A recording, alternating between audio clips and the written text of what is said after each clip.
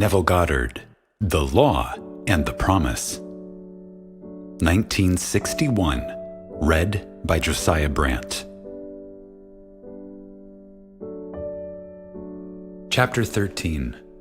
All Trivia. General knowledge is remote knowledge. It is in particulars that wisdom consists, and happiness too. Blake. We must use our imagination to achieve particular ends, even if the ends are all trivia. Because men do not clearly define and imagine particular ends, the results are uncertain, while they might be perfectly certain. To imagine particular ends is to discriminate clearly. How do we distinguish the oak from the beech tree, the horse from the ox? But by the bounding outline. William Blake from Human Form Divine. Definition asserts the reality of the particular thing against the formless generalizations which flood the mind. Life on earth is a kindergarten for image making. The bigness or littleness of the object to be created is not in itself important. The great and golden rule of art, as well as of life, said Blake, is this: that the more distinct, sharp, and wiry the bounding line, the more perfect the work of art. And the less keen and sharp, the greater is the evidence of weak imitation. What is it that builds a house and plants a garden, but the definite and determinate? Leave out this line, and you leave out life itself. The following stories are concerned with the acquiring of seemingly little things, or toys, as I call them. But they are important because of the clear imaginal images that created the toys. The author of the first story is one of whom it is said, she has everything. This is true. She has financial, social, and intellectual security. She writes, "As you know, through your teaching and through my practice of that teaching, I have completely changed myself and my life. 2 weeks ago, when you spoke of toys, I realized I had never used my imagination for the getting of things, and I decided it would be fun to try it. You told of a young woman who was given a hat by merely wearing that hat in her imagination. The last thing on earth I needed was a hat, but I wanted to test my imagination for getting of things, so I selected a hat pictured in a fashion magazine. I cut the picture out and stuck it on the mirror of my dressing table. I studied the picture carefully. Then I shut my eyes, and in my imagination, I put that hat on my head and wore it as I walked out of the house. I did this just once. The following week, I met some friends for luncheon, and one of them was wearing the hat. We all admired it. The very next day, I received a parcel by special delivery messenger. The hat was in the parcel. The friend who had worn it the day before had sent the hat to me, with a note saying she did not particularly care for the hat and didn't know why she had bought it in the first place. But for some reason, she thought it would look well on me.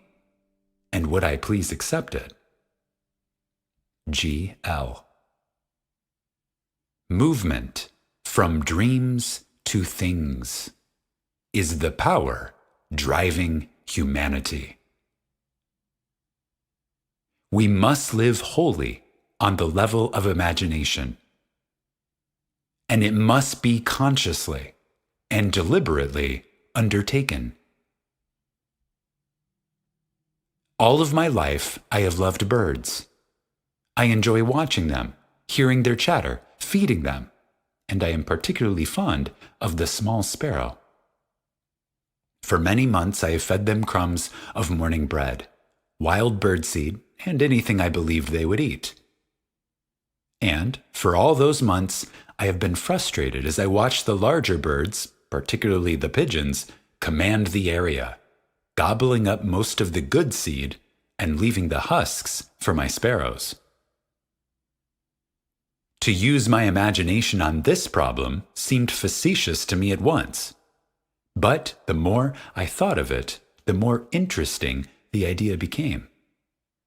So, one night, I set about seeing the little birds come in for their full share of daily offerings.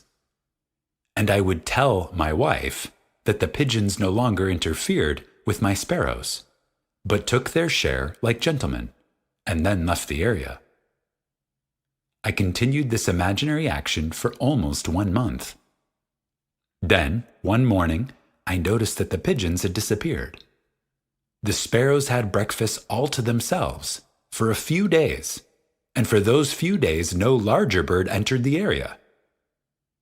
They did return eventually, but to this day they have never again infringed on the area occupied by my sparrows. They stay together, eating what I put out for them, leaving a full share of the area to my tiny friends. And do you know, I actually believe the sparrows understand. They no longer seem to be afraid when I walk among them. R.K. This lady proves that unless our heart is in the task, unless we imagine ourselves right into the feeling of our wish fulfilled, we are not there. For we are all imagination, and must be where and what we are in imagination. In early February, my husband and I had been in our new house 1 month. A home lovely beyond telling, perched on a rugged cliff with the ocean for our front yard, wind and sky for neighbors, and seagulls for guests. We were ecstatic. If you have experienced the joy and woe of building your own home, you know how completely filled with happiness you are, and how completely empty your purse is. 100 lovely things clamored to be bought for that house, but the one thing we wanted most of all was the most useless: a picture. Not just any picture, but a wild, wonderful scene of the sea, dominated by a great white clipper ship. This picture had been in our thoughts all the months of building, and we left one living room wall free of paneling to hold it. My husband mounted decorative red and green ship lanterns on the wall to frame our picture, but the picture itself would have to wait. Draperies, carpeting, all the practical items must come first. Perhaps so, but that didn't stop either one of us from seeing that picture in our imagination on that wall. One day, while shopping, I strolled into a small art gallery, and as I walked through the door, I stopped so suddenly a gentleman walking behind me crashed into an easel. I apologized and pointed to a painting hanging at head height across the room. That's what did it. I've never seen anything so wonderful. He introduced himself as the owner of the gallery and said, yes, an original by the greatest English painter of clipper ships the world has known. He went on to tell me about the artist, but I wasn't listening. I could not take my eyes from that wonderful ship, and suddenly I experienced a very strange thing. It was only a moment in time, but the art gallery faded, and I saw that picture on my wall. I'm afraid the owner thought me a little giddy, and I was, but I finally managed to return my attention to his voice when he mentioned an astronomical price. I smiled and said, perhaps someday. He continued to tell me about the painter, and also about an American artist who was the only living lithographer capable of copying the great English master. He said, "If you're very lucky, you may pick up one of his prints. I've seen his work. It is perfect down to the last detail. Many people prefer prints to paintings." Prints or paintings, I knew nothing about the values of either. And, anyway, all I wanted was that scene. When my husband returned home that evening, I talked of nothing but that painting, and pleaded with him to visit the gallery and see it. Maybe we could find a print of it somewhere. The man said, "Yes," he interrupted, "but you know we can't afford any picture now." Our conversation ended there, but that night, after dinner, I stood in our living room and saw that picture on our wall. The next day, my husband had an appointment with a client, which he did not want to keep. But the appointment was kept, and my husband did not return home until after dark. When he walked through the front door, I was busy in another part of the house and called a greeting to him. A few minutes later, I heard hammering and walked into the living room to see what he was doing. On our wall hung my picture. In my first moment of intense joy, I remembered the man in the art gallery saying, "If you're very lucky, you may pick up one of his prints." Lucky? Well, here is my husband's part of the story. Making the call already mentioned, he entered into one of the poorest, meanest little houses he had ever been in. The client introduced himself and led my husband into a tiny, dark dining area where the two of them sat down at a bare table. As my husband put his briefcase on the tabletop, he looked up and saw the picture on a wall. He confessed to me that he had conducted a very sloppy interview because he couldn't take his eyes from that picture. The client signed the contract and gave a check as a down payment, as my husband believed at the time, which was $10 short. Mentioning this fact to the client, he said the check given was every cent he could afford, but added, "I've noticed your interest in that picture. It was here when I took this place. I don't know to whom it belonged, but I don't want it. If you'll put the $10 in for me, I'll give you the picture." When my husband returned to his company's main office, he learned he had been in error about the amount. He was not charged $10. Our picture is on our wall, and it costs us nothing. A.A. Of R.L., who writes the following letter, it must be said, "In faith, lady, you have a merry heart." William Shakespeare from Much Ado About Nothing.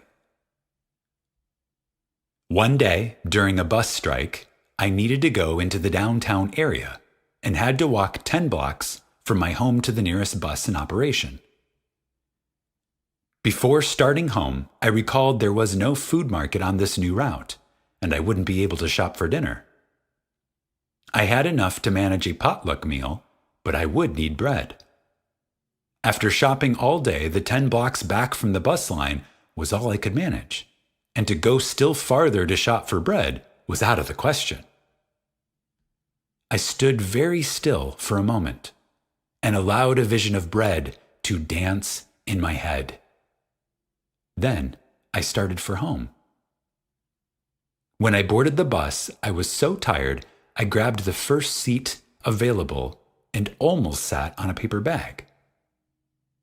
Now, on a crowded bus, tired passengers rarely look at one another, so, being naturally curious, I peeked into the bag. Of course, it was a loaf of bread.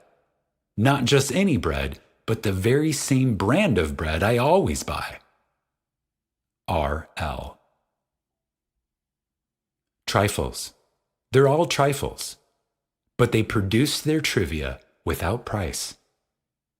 Imagining accomplished these things without the means generally reputed as necessary to do so. Man rates wealth in a way that bears no relation to real values. Come, buy wine and milk without money and without price. Isaiah 55:1.